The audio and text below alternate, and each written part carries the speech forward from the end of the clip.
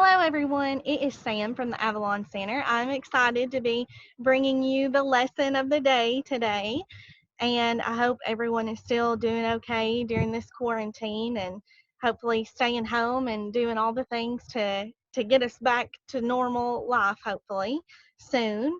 I am actually a domestic violence and a sexual assault advocate here at the Avalon Center. And since it's Sexual Assault Awareness Month, I wanted to kind of do something in line with that and do some education around sexual assault. So, the biggest thing that sexual assault victims face is there's such a stigmatism that goes along with that, such a negative thing for victims. It's not talked about. So many victims don't ever report because it is not an easy process. Society kind of makes it a lot more difficult than it might even have to be. So there's a lot of myths that goes along with sexual assault. So what I want to do is kind of break those down to where we get some reality, we work out what is myth and what is actually true. So the first one that I want to talk about is a victim of sexual assault, if they do not fight back, they must have thought it was okay or wanted it or liked it, and that is absolutely not true. So we have all heard of the fight, flight, or freeze. That is a natural reaction that our body does when it's presented with a situation of fear, of trauma, of uncertainty. Our body reacts. If you're about to be in a car wreck, that's a really good example of you don't know how to react and your body just naturally chooses one of those three things for you. So when you are being sexually assaulted, your body, you are in a life-threatening traumatic event that you don't know how to handle. So, especially if you've never been sexually assaulted before, typically when we've never dealt with anything and had to process anything like that, freeze is absolutely more often than not the option that our body chooses because we don't know what to do. This is brand new information and we don't know how to process. So our body says freeze. The best way to survive this is to do nothing and freeze. We have had victims, I know I've heard victims say that I wanted to scream, I tried to scream, I tried to fight back, and literally it felt like I was paralyzed. I couldn't move. That is your body deciding what it thinks at the moment is the best way for you to survive this event. It is certainly not consent. It is not meaning that the victim wanted it in any form or fashion. It is literally your body taking over and deciding the best way to survive this. So another very, very common one is that sexual assaults most often occur in public or outdoors. So I think a lot of that comes from TV shows and movies, and it's dramatic that you're walking to your car and in the parking garage, the boogeyman jumps out and gets you and rapes you, or you're walking somewhere or something and it's a stranger.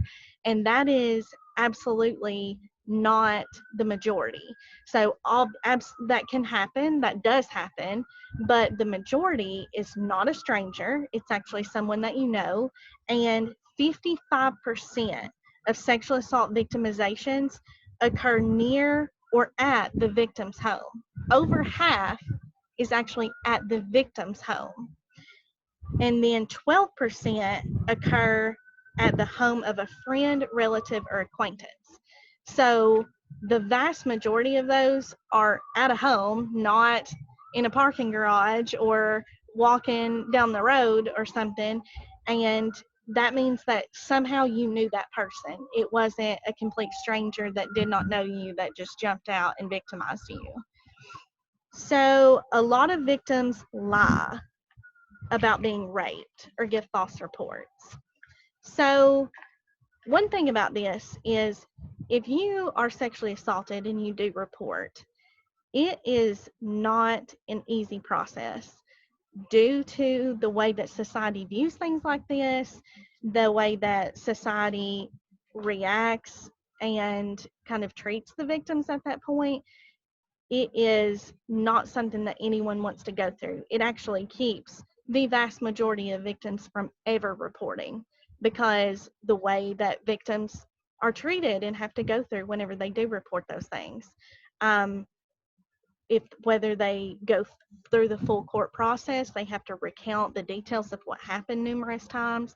It's something that they would like to forget themselves, and here they are having to tell law enforcement and strangers about what happened, and usually say those things more than once and keep almost reliving that because you have to recount it. It is not something that someone wants to go through, period, let alone for no reason. So the fact is, according to this, that only 2 to 8% of rapes are falsely reported. So a person cannot sexually assault their partner or spouse. That is definitely not true. As we talked about earlier, it is certainly not a stranger the vast majority of the time. Nearly 1 in 10 women have experienced rape by an intimate partner. You can be raped by your husband, by your intimate partner, whatever that looks like for you in your relationship. Um, but they absolutely can sexually assault you and do. A lot of that goes hand in hand with our domestic violence that happens a lot more often than anyone wants to talk about, and once it's a difficult thing and nobody wants to talk about that.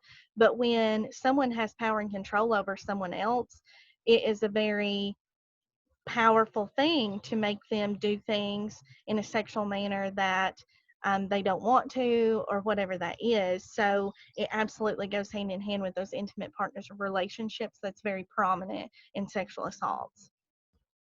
Another is rape does not happen that often. So there's an average of 293,000 victims ages 12 or older of rape and sexual assault each year in the United States. So that breaks down that one sexual assault occurs every 107 seconds. So just because we don't talk about it, and just because it's uncomfortable and it's not something that we as a general public like to hear, we would much rather pretend like those things don't happen and not believe that those things happen whenever someone does come forward, does not mean that they're not happening.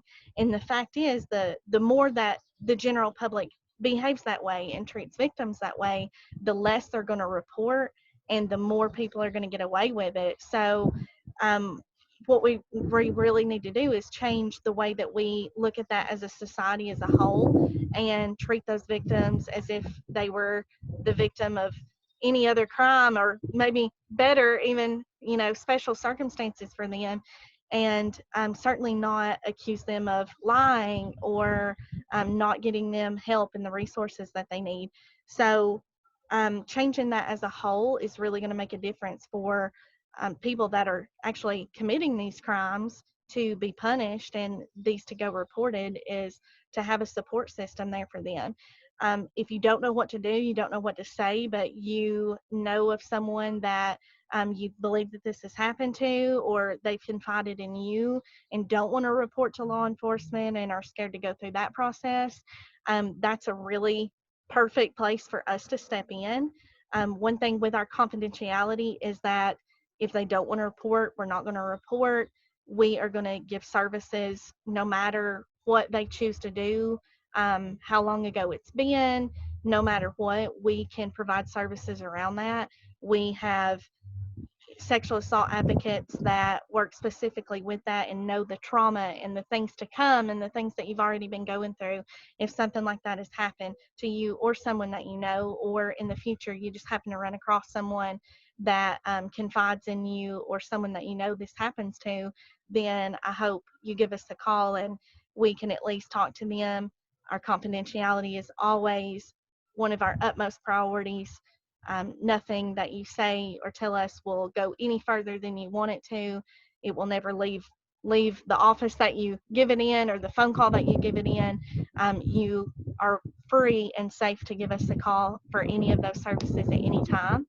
And we want to keep getting the information out there. So you're going to see a lot about Sexual Assault Awareness Month. And I hope you guys keep tuning in and watching our videos and liking our page. We've sent out a ton of invites today. So I hope you invite your friends to like our page. Like, we would love that. We need to get our information out there, and we are happy that it's happening, even if it's in such crazy circumstances. But we're learning each day of how we work around things like this, and we're excited with some of the new ways that we found to meet with the public and clients and things. So you can call us, you can send us a Facebook message. We talk to a lot of clients that way. A lot of people don't want to pick up the phone and, say those things. Send us a Facebook message. We are here and available on it just like we are on the phone. So reach out to us if you need us, and thank you for watching.